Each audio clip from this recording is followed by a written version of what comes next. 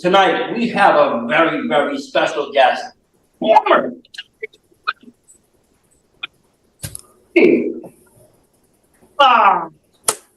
That's right. That's right. The former WWF Hall of Famer. But it's not just me. It's not just me here this evening, because for the first time ever, doing the podcast with me is the epitome of masculinity, the pimp of the pile driver, the man who puts the X in sex, the dashing debonair, the king of Sting, the Count of Monte Fisto, the throwback thoroughbred, the personification of physical perfection, the ambassador of kick your asseter. He's simply the best, the gold standard of podcasts, the podcasting prince, the pillar of podcasting, world-class Channing Thomas. It never gets old. Never gets old. Fantastic intro. Thank you, Sidney Bacabella. Thank you, Mr. Versace Stoner, for having me on your podcast tonight. I'm very excited. And good to see you, Bacabella. You know, the last time I talked to you, you were heading down to Jersey to fight some little girl. I don't know, some Abby Jane birthday party. I'm glad you made it out of there. Yeah, what happened to her? Everybody thought she was going to be this big thing. Nope. I'll put the kibosh on your run. I'll put the kibosh on your career. You get in there with me. I broke her ankle. We haven't seen her since. Nope, we haven't. I tell you who we have seen a lot of recently, and that is world-class Channing Thomas. All over the place. You know, he is just now a name that is just synonymous with New England pro wrestling. And not just any kind of New England pro wrestling, good pro wrestling. You're working for two of the top companies in the area. I mean, you got Beyond and Limitless, both won your holding title. You know, we've seen you all over Let's Wrestle. We've seen, Wrestling Open. I've seen you, in your earlier days too, though. And that's where we're going to start a little bit, is your earlier days. When I first saw you were in NCW, you were holding titles there. You were working tags with Vern. You were fighting with your friend Brian Goslin. There was a little feud there, friends, enemies. But that's where I first found it. First find pro wrestling. I'm sorry, what was the question? When did you first find pro wrestling? When did I first find pro wrestling? I found it on the UPN Thursday Night SmackDown back in about 2005. And I was actually just telling someone this the other day. The first pay-per-view I ordered was Judgment Day, which was a double bloodbath with JBL and John Cena. It was an awesome match. And once you saw that, you were just hooked. You're like, I need to get into this profession. Hooked for life. Kind of how I was with WrestleMania 2. I became a fan for life. Seeing King Kong Bundy in a steel cage. I know Bacabella knows. He's from those era days. He knows the territories. He knows what wrestling used to be like. And you know what? You kind of brought what wrestling used to be like back to New England. You have a very unique style in your wrestling. It's very technical. It's very old-fashioned. Where did you start your training at? I've trained for a myriad of places. I first originally started at the Bell Time Club with Bo Douglas and Benny Jooks, and my first training partner was Alec Price. Me and him came together. Kowalski guys. Put the claws up. Yep. There we go. Put the claw up. So then I went on to train with Ryan Waters down at the Top Rope Wrestling Academy in Fall River. Trained there for about Dudley. Spike Dudley. Then and then after that, I did a little bit with the Kingdom, Matt Taven and Vinny Marseglia, as well as Ken Doan, and at the Beyond Pro Wrestling Institute of Pro Wrestling. What the hell is Drew calling it? It's something like that. Bio Pro. The Drew School. The Drew School. Bio Pro. That's quick. So that's great. I mean, and that's a lot of different hands that you've learned knowledge from, starting with the Kowalski guy. They always say Bo knows best. Yep. Bo does and then, like I said, you went over to H2O. H2O runs great shows. Ryan Watt does an amazing job out there. Yes, he does. And, and so does it Beyond. I mean, they produce some of the greatest TV talent that you've seen today, One day they're, in Worcester. The next day they're, on AEW or on, SmackDown or wherever they might want to go. And that's what's great about this scene here. People are moving so fast. For years I've heard your name, be talked about as the next best thing to, break out of New England. Before you, they were talking like Christian Casanova. He did that. He went to NXT. But, you're actually next in line to break out. That's what everybody's saying. I just kind of take things one day at a time. He already broke out. Yeah. He already broke out. That's the thing. They keep calling him all the time saying, hey, come, we're holding out for more money. That's what it is. Well, yeah, I mean, no need to sell, you know what your own worth is. And that's the thing, Ken, you've always kind of known your worth. I remember, like I said, when I'm seeing you in NCW, you held your own as champion. You did even your part with Vern. I know you weren't even too happy having to tag with them. It's kind of a makeshift tag, but you made it work and you made it successful. Yep. That's kind of what my philosophy in life is. Whatever you're taking, you got to make it as successful as possible, So you started training these places. When was your first match? My first match was the Turkey Rumble at UFO Wrestling in South Boston in November of 2016. And I was such a promising athlete that, of course, I won my debut match and won the Turkey Rumble trophy. Oh, that's awesome. Pat puts on good shows. I like Pat. Pat does fun stuff, yeah. And there's not much wrestling in Boston in that area, so it's always great to see when UFO comes there, because it really isn't. Me from the Metro West, it's like I have to drive in South Shore way far north. Yeah, they're really like probably the closest place to wrestling in Boston I definitely have ever done. They've done like Southie. They did Southie, legitimate, like right off of D Street, so in the Tyranny Community Center. Yeah. So you go in. And how was that first match? Did you have like a lot of nerves walking into it, or were you kind of just, ready? Oh, I was just ready. I was always, good at wrestling and kind of just understood wrestling. So I was never nervous, never scared, held my own, and, I won. So like, how more prepared could I have been? Did you do a lot of athletics in high school? Yeah, I was the captain of the varsity swim team. And then varsity football as well. Okay, so you had that, that background already installed to be an athlete, and you found your calling, like a lot of the old wrestlers did. A lot of wrestlers came from, football backgrounds or sports backgrounds. Not so much, right from the wrestling field. But yeah, so you started working at the scene, like I said, I saw you in NCW, and then you were done there, you finished. I think you got as far as you could go there, to be honest. Yeah. There's no more high you can go as champion. There was no more story you could be run. You did all you could do there. And so you moved on. And then I saw you pop up in one of my favorite promotions, and that's Limitless. Yeah. And, you popped up with another good friend of, the industry that I think is another top, contender in this industry, and that's BRG, You guys have had, kind of this crossing of paths throughout your whole careers. Whether it be, the Top Road, whether it be Limitless, wherever it might be. Yeah, our paths have been intertwined for sure.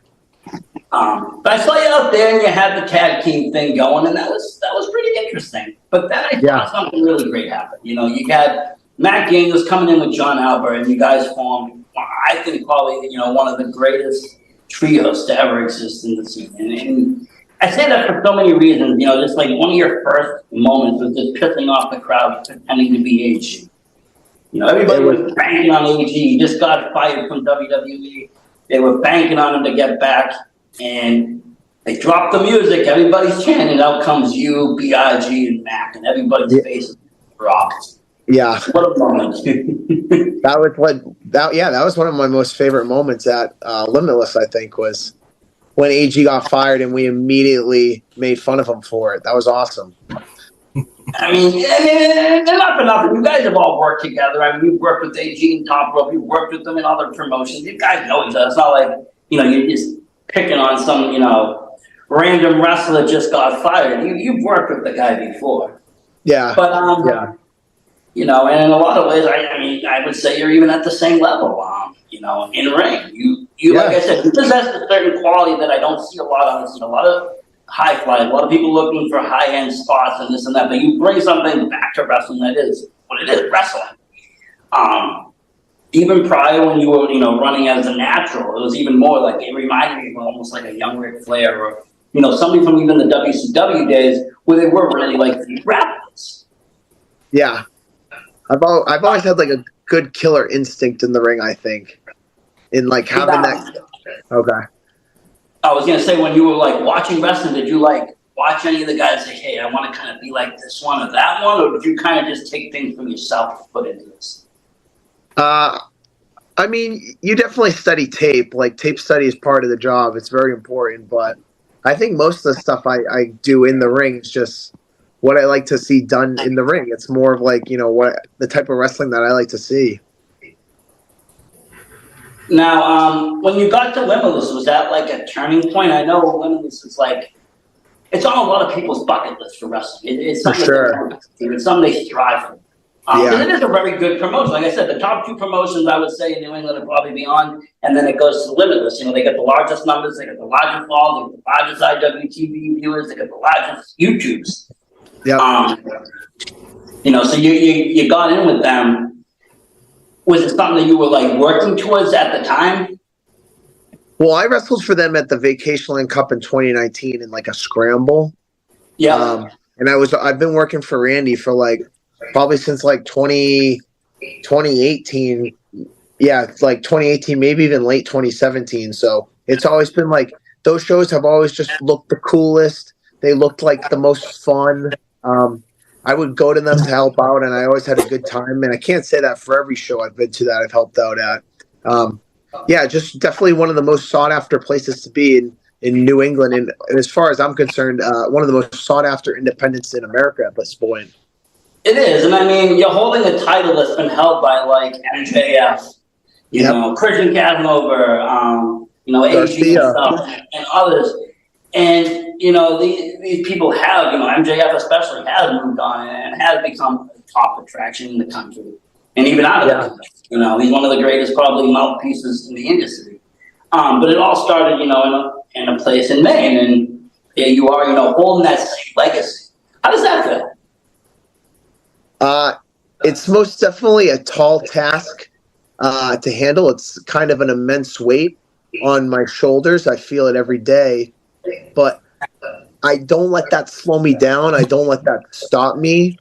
I try not to compare myself to those guys because what makes those guys special and what makes me special, although they're similar, they are only for ourselves and for I couldn't be MJF, I couldn't be Casanova, but they couldn't be Channing Thomas either, No, 100%. I get that. Everybody has their unique kind of what they're bringing to the table. Like I said, nobody right now that I can watch on any of the, I can put on IWTV now and change it to everywhere. There's nobody that's got your similar style right now. And that's impressive because a lot of guys do see, something that's on, it's working, let's run with it. And everybody runs with the same thing and then every show looks the same. You stick with your own true self and you just keep working what you work. And I commend that. Now, thank you. Up in Maine, the trios thing was going okay, and then, shit happens, let's say. It all broke apart. You got kind of lost in the shuffle there between things. B.I.G. and Mac, they were going at it, and you got kind of in the mix, and then you broke up, and then, you kind of were feeling a little lost and a little bit out. And then clarity happened. We'll call it. That's an interesting name. I would call him Sidney Bacabella. Well, yes. That was his nickname. Sidney Bacabella, former WWF Hall of Famer. One of the best, I would say, managers in professional wrestling. I put him up there with Heenan and Fuji, honestly, because he can work that. He can work that. Now, he approached you. You approached him. How did this happen? You know what? After Prestigious, after the catastrophe that was the ending of Prestigious, and just how I felt and how I was treated by John Alba at that point, where I was feeling almost used, I would say the word is. I was feeling used. I needed someone that I knew would have my back. And it's no secret that me and Cindy Bacabella and I, excuse me, it's no secret that we've been working together. We've been working together around New England, and that we were cultivating something that was so powerful and so unique that everyone wanted to see, and something so special that you don't really see a lot of nowadays. And I just had to bring that to Yarmouth. I needed someone that would have my back, and the fans needed something that they haven't seen before. I'll be honest with you. I had seen you elsewhere prior to. I had seen you elsewhere with Bacabella, and I didn't know if it was just going to be, an all-around thing, if it was just, a promotional thing, what it was going to be. But then what it turned out to be was something very exciting because, Bacabella, like I said, one of my favorites. I traveled all the way to Jersey to see him wrestle in 21 to see up Abby Jane. It was like an 8-hour drive. We had to sleep in this motel that smelled of cigarettes. It was horrible. But it was a good time. And if I like you as a wrestler, I'm going to travel. So, when I saw you guys traveling across, I'm like, this is great. I hope and pray that this makes it up to Maine. Because if this makes it up to Maine, this is gold. If we get Bacabella and Limitless, it's awesome. We've seen incarnations and so forth, but not this. And, it was great when you, debuted. And, world class. And I think, it took fans a little bit time in Maine to get to put the respect on you that you deserve, but I think soon they realized what they were dealing with. Yeah. Shortly started taking over and started, picking up victories and doing things that nobody has ever done in Limitless before. And that's a testament to him. That's not a testament to me. He just needed someone, behind the scenes saying, hey, what you're doing to a guy that could be your top attraction, it's detrimental not only to your wrestling company. I said this to Randy. Randy, if you keep treating Channing Thomas the way you're treating him, you'll be out of business in 2 months. The people want to see Channing Thomas. Channing Thomas and I, there's one word to describe us. We are an attraction. Okay? Where Randy has Channing Thomas as the champion. Whether we are the opening match, the main event, or anywhere else on the card, we are an attraction wherever we go. And they pony up a lot of money right now to see us because he is so good. He brings the best out of me, and I bring the best out of Channing Thomas. Let me ask you, on an average, how many seats do you think you guys are pulling? How many what? Seats do you think you guys are pulling, off the card? How many seats are you filling with your name attached to this card? Or any card? I would say we had to turn people away a couple of weeks ago at Wrestling Open because everyone in Worcester is talking about Channing Thomas and Bacabella. What are they going to do? How are they going to do it? They want to see us now. You could put a steel cage on a card. It doesn't matter. The people, the young, hot babes, the hot dudes, they come out to see Sydney Bacabella and Channing Thomas week after week. In the last year, we performed in front of over 350,000 people around the country. No one else can say that. No, that's impressive numbers. And that's a lot of shows. Yeah. I mean, when we first started working together, I said, you know what? You're going to do the majority of the bookings. I maybe want to do 50. And then it turns out, oh, we're onto something right now. And 50 becomes 125. And then it was 115 or 130. Like, we can't, I'm tired. And Channing Thomas just keeps going because he is a Division I athlete. So he just keeps on going. I got to keep up with him. I fell asleep up behind the wheel on New Year's Eve for 45 miles, and I ended up home because I'm a machine and I know what I'm doing. But I got to keep up with this guy. I mean, it doesn't help that he wins gold in almost every promotion he enters. I mean, he was live pro champion, top rope champion. You know, he keeps carrying gold. So the more gold, the more bookings. That's right. We're going to have to hire another young boy just to carry all the belts. That is great. You know, and like I said, you know, it was great to see Channing, you turn around like this because, like I said, you were in a slump, but I see you elsewhere doing good. And I did like, you know, at the time that was right around the NCW ending, you know, you finished off with Burn and all of that. And I was just, like I said, anticipating, you know, you weren't coming back there, but, you know, I was eager to actually see you wrestle. I was, you know, into it. Like they said, people wanted to see you wrestle. You know, out of that whole prestigious debacle, it seemed that Mac and, you know, BIG kind of got, you know, the headline of that. And they were fighting over the left wrestling title. And they were going after each other for that. And like I said, you know, you found Bacabella, and he found you, and he kind of steered you in this right direction, and the tour takes off. The night before, the show before Bacabella's managerial debut of World Class, I actually suffered the quickest loss in Limitless history. I believe it was 8 seconds, maybe 18. I think it was 8 seconds. Quickest loss in Limitless history. And we're probably looking at one of the biggest turnarounds in all of sports right now, going from the quickest loss in history to champion in less than a year. That's truly spectacular and remarkable, if you ask me. It is. And it's not even just how you became champ. I mean, it's not even that you became champ, it's how you became champ.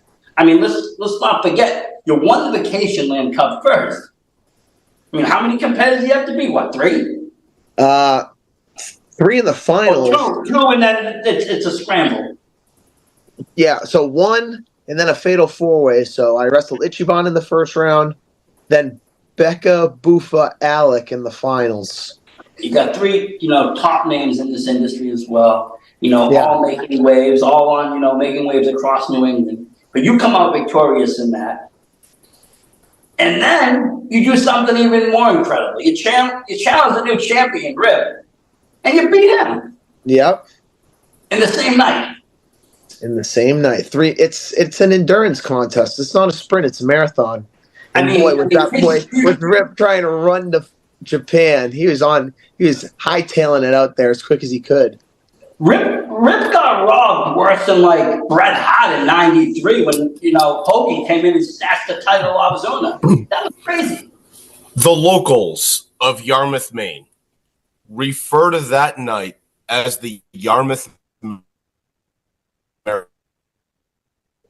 Miracle. Because what was that one more time? Which we knew he would go. Oh, the Yarmouth Miracle. That's what they refer to this as. I love it. The Vacation Land Cup, and that's what the locals call the elder locals call it. It's become folklore over the last 50 years. People are already talking to their grandchildren about the night Channing Thomas won the Vacation Land Cup and then saved the Limitless Wrestling Championship from being stolen in Japan by the Yakuza. And Channing Thomas is the miracle. He's the Yarmouth Miracle, the main miracle.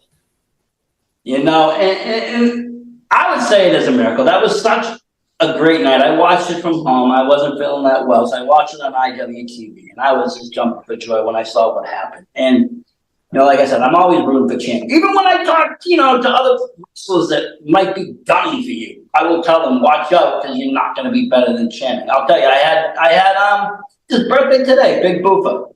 I had him on my show. Who? Desmond Cole. You'll see. Never heard of him. Never heard of the guy. Right, but he's a local guy, He was gunning for Channing. I told him, I said, Channing's the best. You're going to have trouble with it. You might want to go after somebody else. And that's, you might he just keeps coming, though. World, but Channing is better. I got to hand it to Buffa. He doesn't know when to quit.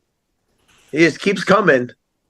He gets more title matches than Charles Manson gets parole opportunities. It's disgusting. He's got nude pictures of Randy Carver. I'm telling you right now. He's got to have something. He's got nudes.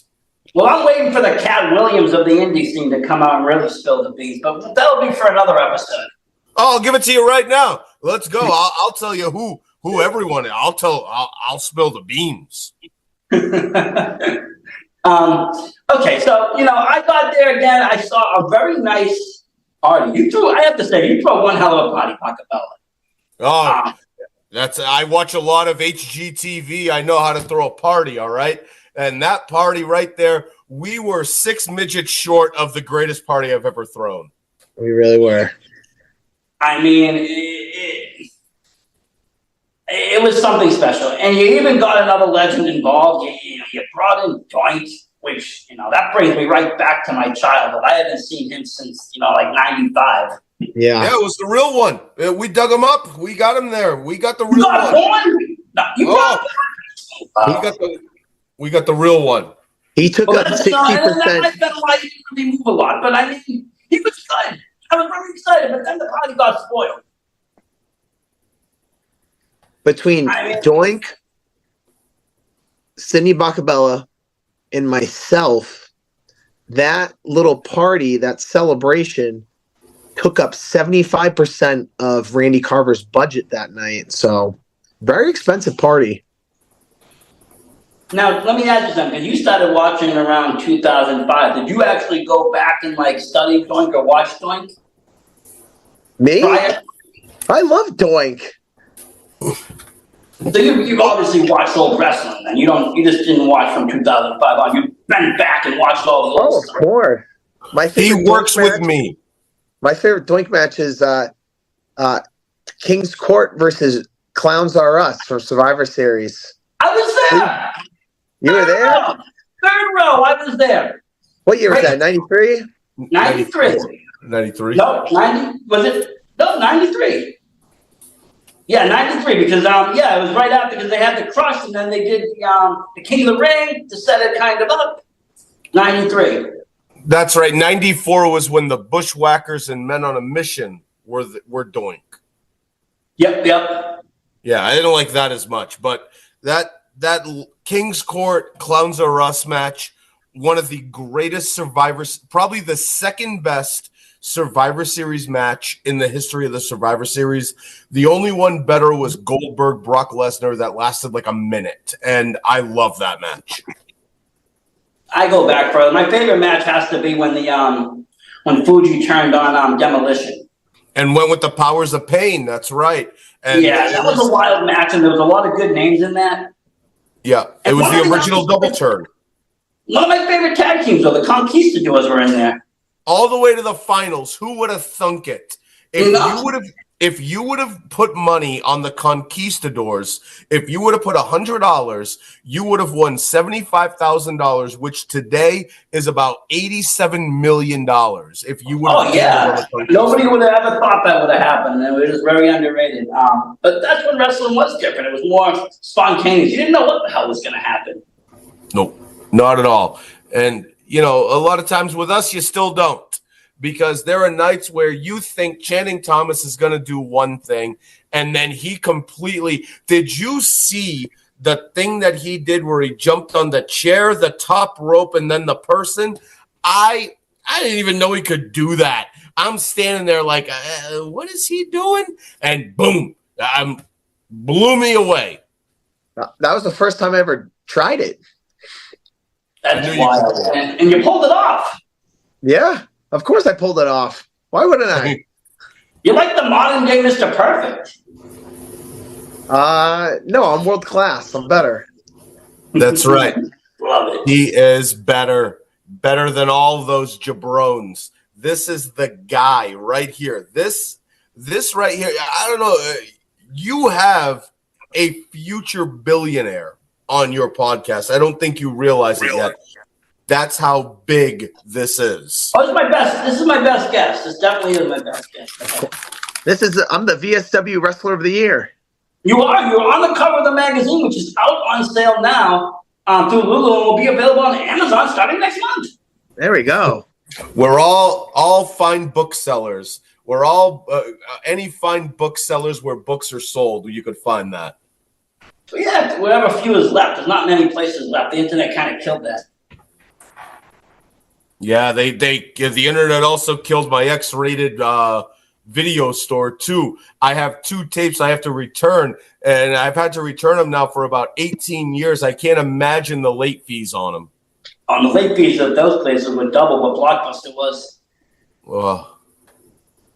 Blockbuster needed one of those dirty rooms. Yeah, they never had one. I worked for there, and I actually asked why we didn't have one. They were like, "Oh, we make enough money on video games." I'm like, "Yeah, but that's for kids. What about for the other adults?" What about the lonely guy that's playing the video? What happens when you beat the game in 24 hours? What are you going to do? Because it's a 48-hour rental. Am I right? It is. You're wasting your money. You're wasting it. That was the biggest problem I had with Blockbuster. Yep. You know, that and their lack of wrestling tapes. Their lack of wrestling was terrible. I used to go to a local mom and pop place because they would carry all the original Coliseum videos, and I would get into all those, the Hulkamania ones, and then like the weirdest wrestling matches and Wild World of Sports of Wrestling, and all those, fantastic little weird shows they did back in the 80s and 90s. I would, take those home, and those I would keep for like a week. 48 hours wasn't even enough, so I'd rewatch them until it wouldn't work anymore. There was one, I don't know what it was, but I purchased from the gimmick table a Best of the Berserker 7-disc set. Wow. And there was a clip from a Coliseum video where the Berserker threw a party.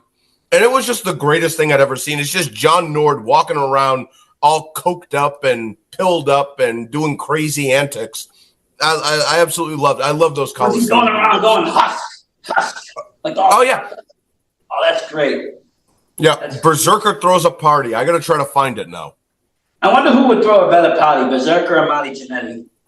Oh, depends on what kind of drugs you want. That's the problem. He's on my feed. For some reason, I find it entertaining to follow him. And every once in a while, like, he'll pop up and he'll just say the weirdest, wildest shit. One of my favorite Marty Jannetty stories was he shows up to an event I'm on in Connecticut. And I've known Marty for many years. And Marty gets out of the car, gives me a big hug. And he's like, Sydney, I'm really, really drunk. And I'm like, oh, shit. And he has a brilliant idea. He says, hold my hand while we walk into the building so they think I'm gay and not drunk. You know what? I'm a worker. We're going to do it. Like, we walked in, interlocked fingers, and we walked into that building, and Marty Jannetty thought it was working. Yeah, it was one of my favorites. He thought it was working. He was giving everybody the handshakes and everything else while he and I were holding hands, so that way they thought he was gay as opposed to being drunk. A kiss would have sealed the deal. I would have done it. I'm a worker. Oh, I know. $25, man. I'll do it. But for 30, you kicked him through the barber room window. 30, he gets a handy. Okay, that's like one of the wild stories. I have a wild wrestling story. One time, I'll tell you, it's kind of weird and quirky, but it wasn't me, so I'm not really incriminated. But I was with a friend, and he liked, the light stuff. So we was in Boston, whatever. We're on the red line, T line, I don't know. He goes, I got to go see my dude. I said, okay. We taking a walk. He goes and meets him. I look over, and who is it? I wanted to get a freaking haircut. It was Bruce the Powder Beefcake out there, selling the powder. And wasn't shortly after that he got popped for it too. I love it. That was before the anthrax thing, right? Yeah. It was wild, though. Wild when I saw it. I was like, and it wasn't a time when phones were really prominent, so I wasn't, today I would have been like filming the whole thing, but I was just like, wow. I don't know if I should go over there and like be like, what's up or whatever. I just stayed away. I didn't want to get involved, but it was quite a sight. You should have got an autograph. I should Oh, have. that's my hot babe wife. You can't see her. My hot babe wife is on the other side of this here. She's going to bed right now. Good night, hot babe wife. I'll be in there in a few minutes. She said no, guys. She said no. The store's closed. Oh. So, Shannon, now you had the party. It got spoiled by, I would say, one of Maine's favorite, Ace Romero. Everybody loves AC out there. He's, Maine's favorite kid. He comes back. He's another one that's gotten a lot of title shots over the years. He challenges you.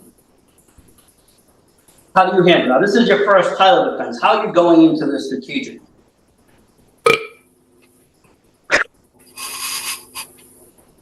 Well, that's what happened off his head when the match started. But what was the thought going into this?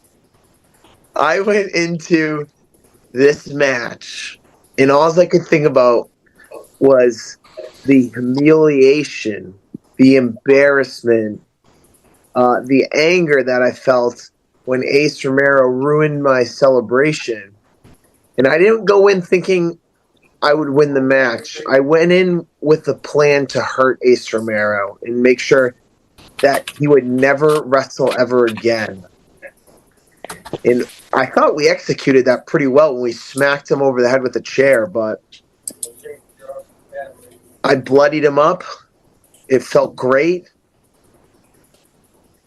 And then we realized something. We left the Limitless Wrestling belt inside the ring. That's my bad. You can't leave without the belt. No, they'll steal it. Well, we left it in the ring and he had it. So when he picked it up and he said, "You're not going anywhere without this," and he said it was an anything goes match, I knew I was in for the fight of my life.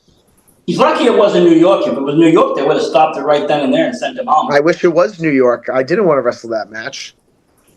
But you did. You did wrestle. And I thought you did pretty well. I mean, well, you came out victorious, hey, but I mean, was it a tough fight? I did great. Ace is a tough competitor. He is. It's nothing, I made a little joke, he's his favorite son, but, let's not forget, he's also been Impact. He's also been in the first AEW Royal Rumble, Battle Royal, whatever that was. He's been on TV. He's been across the country. He's been to other countries. He's a formidable competitor. He is tough competition. But there is nothing that I'm afraid of, and there's no person I will not defend this championship against. If you test me, if you back me into a corner, I'll strike. That's a dangerous man right there, To back somebody into a corner is something you don't want to do, especially somebody dangerous like that, because you do strike back and you strike hard and you strike to win. Yes. And that's, that's how you opened it up. And even though it didn't stop the match, it probably put a good dent, at least if not in his head, in the way the match was going. It slowed him down a little bit. It definitely slowed him down.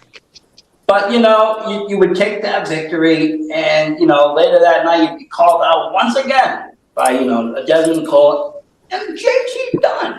He didn't call me out. He literally just came into the ring and started punching me. After I wrestled, he got a nice little rest. I had to go. I wrestled the match and he started beating me up after. Where's the justice in that? Well, there isn't. I mean, and not for nothing. I mean, okay, JT Dunn has been there from the beginning. I get it. He's been in Limitless a long time. He's done great things in Chaotic. The units are very nice, little stable across New England. It does pretty good. He even has, AC in there sometimes, down in Chaotic. Cool stuff. Good shit. But what makes him qualified to even be in contendership in Limitless? What has he done in Limitless lately? You even put him in the same class as world class champions. All he's done is better competitors out there. All he's done is run his mouth, and that's all he ever has done is talk, talk, talk, talk, talk. And his mouth gets him into trouble. And on January 20th, there will be no bigger trouble than when he is in the ring with me. He thinks that he is a person who is respected by the fans and by wrestlers. He is not. And I'm going to show him that. Now, I got a question. In a normal title match, the name of the game is they have to beat you, and it's hard to do. You have ways out. You can get yourself, kicked out. You can get a count out. You can walk away, but they have to pin you to actually take that title. And this is going to be a little different. They can beat each other to win. How does that affect your mindset? Kind of scares me because I know Desmond Cole's a loser. I know JT Dunn is a loser. And I'm not really concerned with them beating me. I'm more concerned with one of them beating each other. So that's what I'm saying. You don't necessarily have to lose this match to lose that title. One of these guys could just pin the other one real quick, and then, it's over. That's scary. It is scary. It is scary. But we're going to be prepared. We're going to be ready. We're not taking this challenge lightly at all. And we'll have something in store for both of them. You know what really annoys me about this is that it's not a triple threat match. It's not a handicap match. It is a handicap match, I should say. That's what this is. This is a handicap match. This is a blatant embarrassment to the sanctity of the Limitless Wrestling Championship. And the fact that they can go ahead and book your champion against two guys that, are both trying to beat Channing Thomas, it's an absolute embarrassment. And I'm disgusted by Randy Carver in the Limitless Wrestling office. I think it's an absolute embarrassment. Well, why not make them fight each other first and then winner fights Channing? Why not do it something more fair? Because nothing is fair. Nothing is fair with this guy right here. Nothing is fair with Randy Carver. Randy Carver just wants to embarrass people. This guy right here pointing at you. He's the guy that's the problem.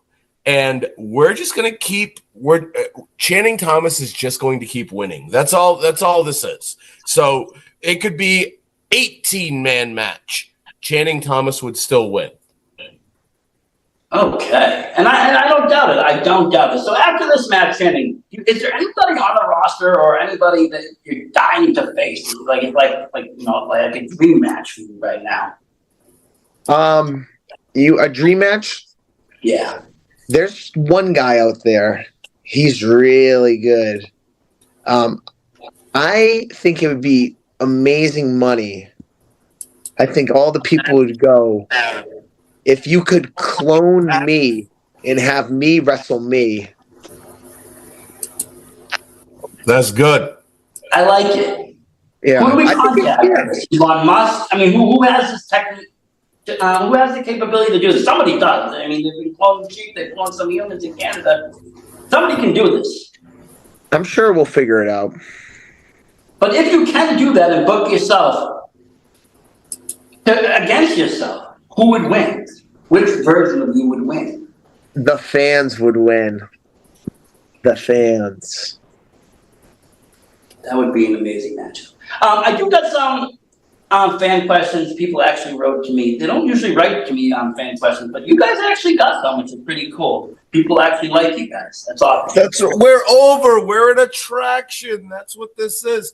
Yeah, we did I did a podcast the other day too, where they're like, "Oh, we got our very first ever question," and I'm like, "What? Of course you did. They want to know. Look, you got world-class Channing Thomas. Of course they want to know." First up was for you, Cities. They said, "What did you think of the Von Erich biopic, and was it accurate?" Oh, I haven't seen it yet. Someone on this podcast was supposed to take me to go see the Von Erich movie, and that where they talk about me and everything else. And we decided to get food instead, and I had a shitty cheeseburger. You did have a bad cheeseburger, but it was not my fault. It was not my fault that you didn't see it. No, These the promoters shows in their ran damn over. call times. Yeah. So essentially, wrestling promoters, they want wrestlers at the building 8 hours before the show starts. I can get there during the intros of match one, walk to the rig with Channing Thomas, and we're gonna have the best match on the card. I don't need to be there 8 hours, and I missed the Von Erichs movie because I have no friends in real life, so I can't go see it. Well, hopefully it'll be out streaming soon enough. Next one's up for you, Channing. I got a question for you. What has been your most I enjoyed the Von Erich biopic. I thought it was really well done. He's seen it twice. I saw it twice. You saw it twice. You didn't even record it for him. What? I was gonna bring him, and I was gonna see it a third time that weekend. But these damn wrestling promoters in their call times. Yeah, I know. It's early. And, but the thing is I don't think, you guys are professionals, but some people aren't. You give a late a call time and then they take advantage of it. It's 5 minutes before their match and they're struggling in with their 2 bags of gear and they don't even know which character they're playing and it's just a shit show. Yeah. But they should allow the good ones to at least, get some credit and, maybe come an hour early instead of 8. Yeah. What has been your most favorite match since your world-class transformation? Ooh, there's so many. My 2 favorite right now are probably my most recent title defense against Ace Romero and my hour-long Iron Man match against Alec Price. Those have probably been my 2 favorites at the moment. Yeah, I'm going to go with those 2. I got another question for you that came in. Do you ever get tired of fighting Nico Silva? Honestly, I can't make this shit up. I don't get tired of fighting Nico Silva because I have beaten Nico Silva multiple times. All I care about are wins and losses. That's it. It's a night off at this point. Yeah, it's kind of like training, getting some ring time, just easy payday. Easy payday. Cindy, out of all the people in the industry, there's been a lot, you've seen a lot, you've been on Beyond, you've been on these places, Chicago, everywhere. What did you see in Shannon that really said, hey, this is the next top attraction? So, true story, one of my favorite wrestlers is Nick Bockwinkel. And I can watch Nick Bockwinkel for hours upon hours. And I don't know why I even watched his match. It was at the Brockton VFW. I remember where it was. Probably against Nico. It was probably against Nico. And I remember just peeking through watching it. And then I couldn't stop watching it because he would do the old things correctly. And I loved it. So I gave him some advice that wasn't good advice to see if he would do it. And that meant he could listen. And he was coachable because he did it. And then from there, my brain just starts going. I'm like, okay, I've got all these ideas. I've got everything ready to go here. Let's go and let's make a ton of money. That is great, and he definitely has those qualities. And like I said, he brings wrestling back to an older time of wrestling when people actually wrestled. It wasn't just super kick upon super kick. It's actually, and not for nothing. I get messages, and I used to get them a lot. Now people understand what's going on, but I'll still get a lot of people every now and then just saying, "Hey, I'd like for you to manage me," and my answer is always no. I am 100% focused on Channing Thomas. My best interest is his best interest. So I want to make sure that my focus is 100% on him. So no Desmond Cole, I will not manage you. No MSP, I will not manage you. No to everyone that messages me today, I will not manage you. Wait. Who reached out from MSP? Aggro or Danger? Both of them. All 3 of them. They wanted me to manage them. Nico Silva wanted me to manage him. Jobs wanted me to manage him. Bob Evans wants me to manage him. My answer is no all the time. No, and you got to stay where the money is, and the money is with Channing Thomas. I have to agree. I got one more question for you, and I'll let you boys go. I know you guys got a very busy schedule. Is there any You are promotion- so high. You are so high right now. I can tell. You are so high. I love it. In 24, is there any promotion across the country that you really want to try to get to and work in a territory, a different territory? Wow. That's a wonderful question. I don't know if I should answer it because my 2024 is looking very interesting at this point. What can we say? You know what? The WWF. Yeah. I think that's the answer. Is the WWF. Let's get back to New York. Let's get Channing Thomas to New York, to that New York territory. Finally, they've been begging and begging, and I think that's the goal: is to get the numbers right, and let's get to the WWF. I mean, I think MSG would be a good start. I think so too. I think MSG would be a good start. I'd like the Kiel Auditorium. I'd like the Summit down in Houston. I'd like to go back to all my old stomping grounds. St. Paul. Let's go to St. Paul. But I see, honestly, God, I see this popping around every once in a while on my timeline. Somebody's trying to rekindle UWF. That's another one. You know what? I was good friends with Herb Abrams. We did a lot of drugs together. Herb Abrams, one of the best guys I know. If he ever started up again, we'd be there in a second. And I think that would move numbers. I think this would actually beat Vince this time. If he had Channing then, he would have beat Vince. You know what? Channing Thomas working for Herb Abrams would be bigger than when Andre the Giant worked for Herb Abrams back in 91. It would have been. That would have been something. And actually, I do actually have one more question because this is actually a personal question. 1 second. You are the master of the pile driver. How did you perfect that? Because not a lot of people do. It's banned in WWE. How did you become so good at that? A complete lack of care for my opponent.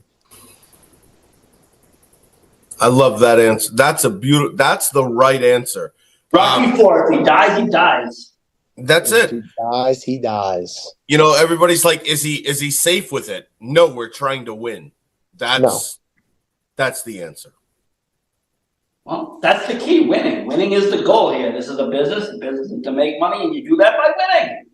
That's right. Channing, you wanted to say something else? Yeah, just going back to the 2024, we're going to go to a lot of new different territories, and we're going to do a lot of international work, and I will leave it at that. New territories, and we are going international.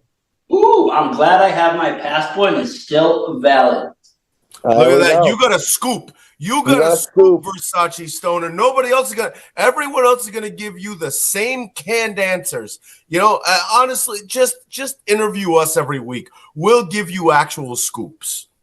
That's what I need, good scoops, not just, the same old answers. But thank you guys for coming on. I really appreciate it and taking the time. We'll see you in Limitless next week. Winning that title.